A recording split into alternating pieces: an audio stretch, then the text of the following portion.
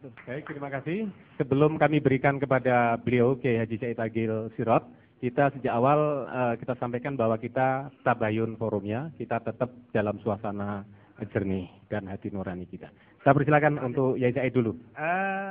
Terima kasih. Ya namanya yatafakohu namanya. Yatafakohu itu fi'il mudhari', jadi harus up to date, harus kontekstual. Kalau masih cara lama, fi'il madhi namanya. Allah aja mau menyuruh yatafakohu fi'il mudhari', jadi harus berkembang berpikir itu, jangan mandek. Wal yungziru, begitu pula membina masyarakat harus kontekstual, harus up to date, harus at-tajdidul mustamir. Nah, karena ya yungziru fi'il mudhari', harus zaman hal dan istiqbal. Kalau masih khutbahnya masih cerita Nabi Musa mandi di sungai, bawa batu, bawa seruannya Nabi Musa, itu film madi namanya masih. Sekarang harus up to date. Nah, yang kesalahan-kesalahan itu karena saya nulis. Kalau saya nggak nulis nggak tahu salahnya kan. Jadi kalau ente nggak nulis nggak tahu salahnya, nggak nulis. Ya, al-khoto' minal amal. Orang yang kesetrum ya tukang listrik, utak-utik listrik. Nah, kalau nggak pernah pegang listrik nggak pernah kesetrum. Orang nabrak ya supir, karena nyupir, coba nggak jadi supir nggak pernah nabrak. Jadi kesalahan itu karena dari amal, kesalahan itu. Kalau nggak mau salah ya jangan beramal, nanti nggak mau salah nanti. Bahwa Ali Sami Nasyar hanya mengambil dari Mu'tazilah tidak benar saya. Ali Sami Nasyar malah menekankan mengambil dari Maqalatul Islamiyin, Al-Milal wa Nihal, selalu ngambil dari itu. Al-Milal wa Nihal, Al-Farqu Bainal Firaq, karena Ali Sami Nasyar terkenal Asy'ari abad ke-20. Yang paling mempertahankan mazhab Asy'ari di Mesir, beliaulah orangnya. Ketika Asy'ari baru saja habis diserang oleh Syekhul Akbar Muhammad Abduh, the Grand of Sheikh Al-Azhar. Nah, tentang sanad tadi, memang siapa tadi? Wasil bin Atha, temannya Abu Hashim memang ya. Abu Hashim, kenapa namanya Abu Hashim? Padahal dia nggak punya istri, mati belum punya istri, tapi namanya kok Abu Hashim. Saya nggak tahu kenapa namanya Abu Hashim, padahal nggak punya anak. Abu Hashim ini anaknya Muhammad bin Hanafiyah. Dialah yang menggerakkan pasukan di bawah tanah untuk menggulingkan dinasti Bani Umayyah. Pimpinan di timur Abu Muslim Al-Khurasani, itu kadernya Abu Hashim yang akan siap menggulingkan Bani Umayyah. Abu Hashim punya catatan pasukan-pasukan itu, jaringan-jaringan lah. Di tengah jalan sakit perut. Sakit perut, lari ke rumahnya Ali bin Abdullah bin Abbas. Mati di situ, wafat di rumahnya Ali bin Abdullah bin Abbas. Abu Hashim itu. Mati, dibuka tasnya oleh Ali bin Abdullah bin Abbas. Ternyata nama-nama jaringan-jaringan kader-kader Syiah yang akan menggulingkan dinasti Bani Umayyah. Diambil oleh Ali bin Abdullah bin Abbas. Nah, jadi perjuangan Abu Hashim diteruskan oleh Bani Abbas. Menang. Pertama kali khalifah adalah Muhammad Abdul Abbas ibn Ali bin Abdullah bin Abbas yang terkenal As-Saffah. Mengapa As-Saffah? Karena semua Bani Umayyah, gede cilik lanang wadon tuwa enom patine kabeh oleh Muhammad ibn Ali ibn Abdullah ibn Abbas. Laki, perempuan, tua, muda, kecil, bunuh semua. Kecuali satu yang lari. Abdurrahman Ad-Dakhil. Lari dari Syria sampai ke Spanyol, ke Andalus. Maka dinasti Bani Umayyah berdiri sendiri di sana. Terjadilah perdebatan. Bagaimana hukumnya kalau ada imam dua khalifah. Di timur Bani Abbasiyah, di barat Bani Umayyah.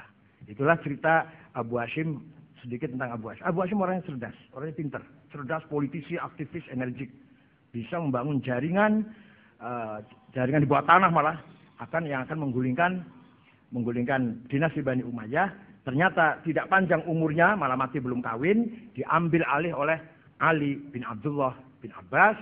Yang nanti suksesnya khalifah pertama Bani Abbas adalah Muhammad Abul Abbas As-Saffah ibn Ali ibn Abdullah bin Abbas. Itu yang membantai semua Bani Umayyah sehabis-habisnya itu. Maka disebut As-Saffah. Jagal. Apa jagal ya? Saffah dia. Haus darah. Nah, itu sekitar itu. Jadi Ali Sami Nasyar mengambil dari Maqalatul Islamiyin, dari Milal wa Nihal, dan seterusnya. Masalah apa tadi? Gabungan antara Mu'tazilah dan Syiah ceritanya begini. Setelah Mutawakkil 'ala Allah berkuasa, maka tokoh-tokoh Mu'tazilah dipecatin semua dari lembaga-lembaga pendidikan, pecat semua. Yang tadi sebelumnya gajinya besar-besar. Waktu zaman Ma'mun, Mu'tasim, Wasik, kalau Mu'tazilah gajinya berapa ya? Kira-kira kalau sekarang berapa? Kira-kira sekarang berapa? 10 juta lah ya sebulan. Kalau yang qala Rasulullah mujibatul husli 2 juta. Furudil wudu'i 2 juta. Tapi kalau yang ilmu kalam, filsafat 10 juta. Itu zaman Ma'mun, Mu'tasim, Wasik. Mutawakkil ala Allah membalik keadaan. Yang ngajarkan hadis besar gajinya. Yang ilmu kalam diberangus malah. Dipecatin. Oleh gubernur Dailam, namanya Ibnu Ibad, yang Syiah. Sini. Mu'tazilah kamu sudah gak dipakai di Kairo, gak dipakai di Mekah Madinah, di Syria, gak sudah dikucilkan, dipakai. Sini. Maka terjadi eksodus, ulama-ulama Mu'tazilah, pindah ke Dailam, yang gubernur waktu itu Syiah Ibnu Ibad. Di sini hebatnya Syiah. Hebatnya gimana? Prinsip Syiahnya tidak luntur. Tetap percaya pada wasiyah, ismatul a'immah, roj'ah, mahdiyah, taqiyah, tapi intelektual dibangun karena kemasukan Mu'tazilah. Dari sejak itulah Syiah bukan hanya partai politik, tapi juga gerakan-gerakan intelektual sampai sekarang.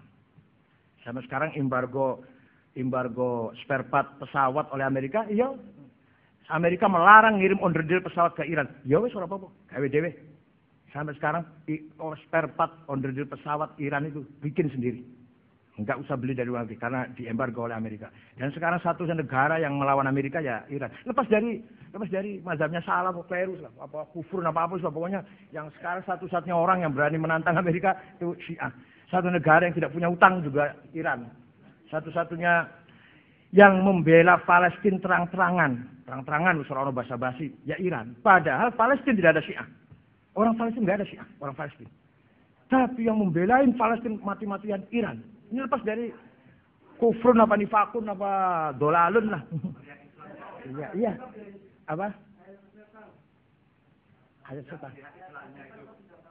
Mohon tidak disela dulu ya, biar selesai. Ya, jadi enggak ini bukan begitu. Ini sisi positifnya Syiah. Sisi positifnya Iran. Adapun beda dengan kita ya, tapi ada positifnya sekarang satu negara yang bisa memproduksi uranium menjadi tenaga nuklir.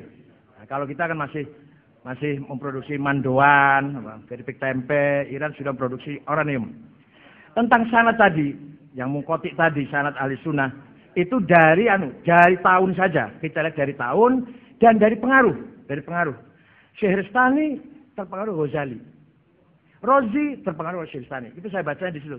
Pengaruh. Jadi ini berarti gurunya. Guru bukan berarti harus ngaji face to face, enggak. Tapi pengaruh. Seperti saja muridnya Mbah Asy'ari, saya nggak pernah ngaji sama beliau, tapi saya terpengaruh pikirannya. Atau ada orang mengikuti pikirannya Gus Dur, berarti muridnya itu, walaupun nggak pernah kenal dengan Gus Dur. Nah, jadi sanad tadi, pengembangan dari pola pikir sebelumnya, saya anggap itu gurunya. Minimal melalui kitabnya, melalui tulisannya. Imam Syehristani sangat terpengaruh oleh Ghazali, Imam Rozi sangat terpengaruh oleh Syehristani, Imam Sanusi sangat terpengaruh oleh Azuddin Al-Ijid dan seterusnya. Apalagi tadi, yang satu lagi apa? Masalah Syiah bunuh orang, ahli sunnah juga bunuh orang banyak. Itu masalah pribadi, kelakuan pribadi. Bukan karena Syiahnya kemudian bunuh orang. Yang ahli sunnah bunuh orang juga ya. Yang setiap hari carok juga banyak ahli sunnah semua. Enggak masalah kelakuan, bukan masalah mazhab lah. Ya ahli sunnah korupsi ya banyak. Ya.